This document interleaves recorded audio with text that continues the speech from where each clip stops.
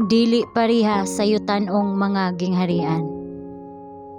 Marcos Kapitulo 4, versikulo 30. Og miingon siya, sa unsa igapakasama ta ang gingharian sa Dios, kung sa unsa bang sambingay ato siyang ipahayag. Nakita ni Kristo nga dunot ang mga gingharian sa kalibutan.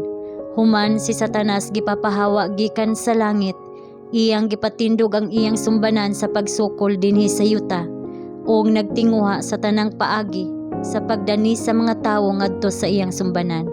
Ang iyang katuyuan mao ang pagtukod og usa ka gingharian nga pagadumalaon sa iyang kaugalingon nga mga balaod, og ipadayon uban sa iyang kaugalingon nga mga kapanguhaan gawas nun sa Dios. Ug maayo kaayo nga siya milampos nga sa dihang si Kristo mianhi sa kalibutan aron sa pagtukod og usa ka gingharian, siya mitan-aw sa mga kagamhanan sa mga tawo ug miingon, sa unsa man nato ipakasama ang gingharian sa Dios. Walay bisan unsa sa sibil nga katilingban nga naghatag kaniya og pagtandi. Ang dakong kalainan sa sayop ug pagdaog-daog nga gihimo sa tibuok kalibutan mao ang misyon ug buhat ni Kristo. Siya nagplano og usa ka gobyerno nga dili mogamit og kusog.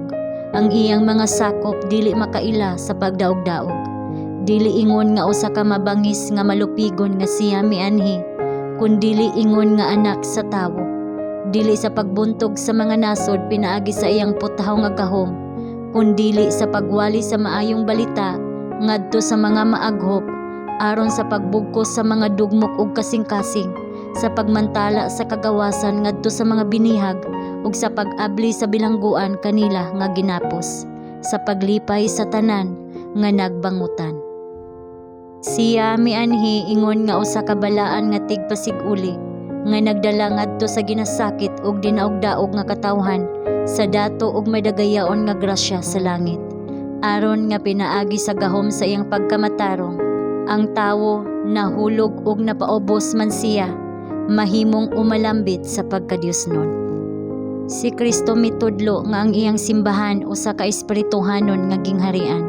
Siya mismo ang prinsipe sa kalinaw, mao ang ulo sa iyang simbahan. Ang iyang persona nga tawhanon nga gipuy-an sa kabalaan girepresentar sa kalibutan. Ang dakong katapusan sa iyang misyon mao ang pagkahimong usa ka halad sa sala alang sa kalibutan nga pinaagi sa pag-ula sa dugo.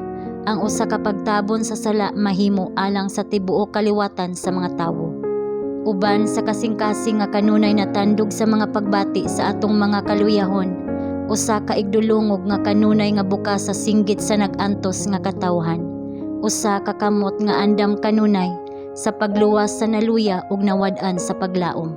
Si Jesus ang atong manuluwas, milakaw sa pagbuhat ug kaayuhan.